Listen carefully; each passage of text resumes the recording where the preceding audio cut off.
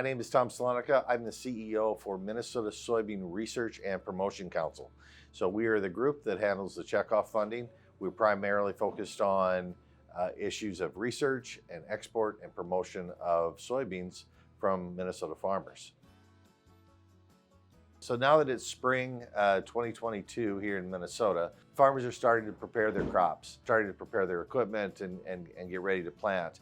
Soil conditions are fairly average for the year. We did have some lingering dry issues on the western side of the state that might persist within the year, but we will be able to get that crop up and started on time without any problem. I think our soil moisture conditions are good.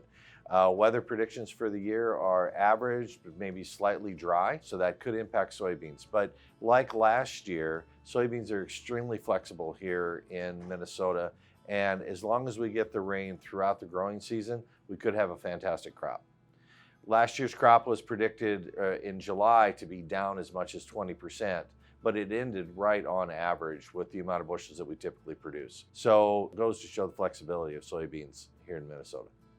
Typically, farmers here in the Midwest, they follow their rotations. So even though there may be temptations to plant more wheat or more soybeans based on the pricing that's going on right now, they most usually follow that same trend line.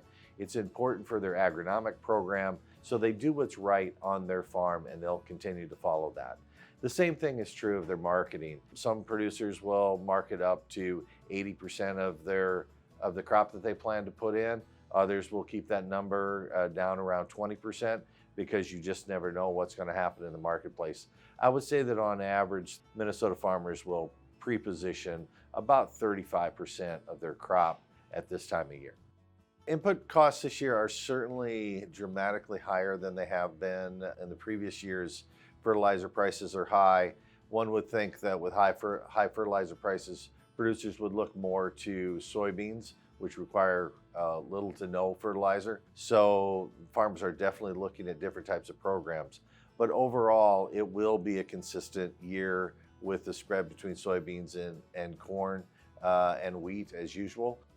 There is a lot of pressure on production costs this year, and if these higher prices don't persist, it will be very difficult for farm economics because, again, herbicide, fertilizer, input costs such as fuel, labor, all of these are dramatically higher than last year, and these crop prices are the only reason that we have a positive outlook to next year.